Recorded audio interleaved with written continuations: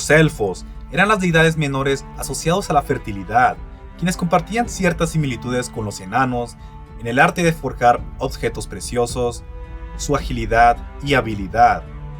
Los elfos eran conocidos como Alfar y los enanos Bergar. Los Alfar acompañaban a los dioses en la poesía, pues carecían de historias propias. Los elfos eran asociados a la magia, la belleza sobrenatural y la inmortalidad.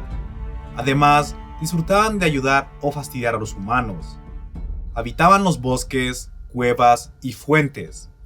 Los elfos nórdicos se deleitaban de bailar por las noches en los bosques o montañas brumosas, y siempre dejaban un círculo sobre el cual habían bailado. Si un humano observaba la danza de los elfos, el tiempo transcurría de otra forma. Lo que para él o ella fueron horas, en realidad habían sido años. Si bien en la cultura popular es posible diferenciar a los elfos de los enanos, para los nórdicos no existía distinción, pues pertenecían a un mismo grupo y desempeñaban mismos oficios, como la minería, la forja, y habitaban bajo tierra. Existen múltiples historias que pretenden explicar el origen de los elfos y los enanos, siendo la edad prosaica escrita por Snorri Sturluson, quien además en su libro explicó la historia y origen de Grilla. Hace un tiempo hice un video hablando sobre Grilla, la ureza de la Navidad. Si les interesa el tema, les dejaré un link en la descripción para que puedan verlo. En el libro, tras la muerte del gigante primigenio Ymir, brotaron gusanos de su carne. Los dioses los dotaron de razonamiento y estos se transformaron en elfos, estableciéndose en dos grupos, los elfos de la luz y los elfos de la oscuridad. Los elfos de la luz pasaron a habitar Alfheim, y los elfos oscuros, Svartalfar o Nidavellir.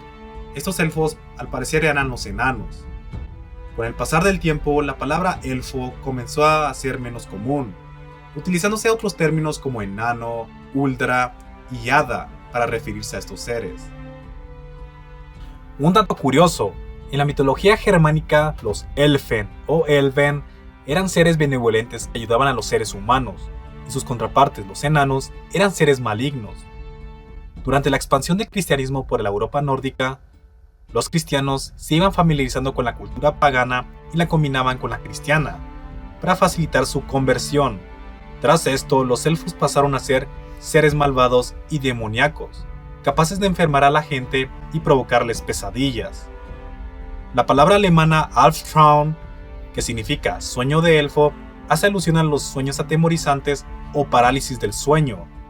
Antiguamente se creía que las pesadillas eran provocadas por un elfo sentado sobre el pecho de una persona durmiente.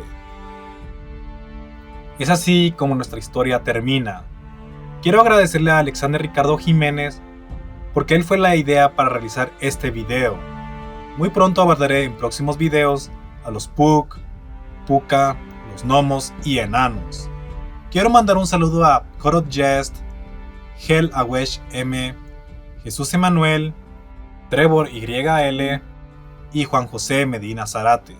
Si quieres que te mencione en el próximo video, déjame tus saludos en los comentarios y qué nuevas historias quieres que siga subiendo. No olvides suscribirte, regalarme tu me gusta y compartirlo con tus amigos, para que este canal siga creciendo. Mi nombre es Misterios Kev, me despido, hasta la próxima.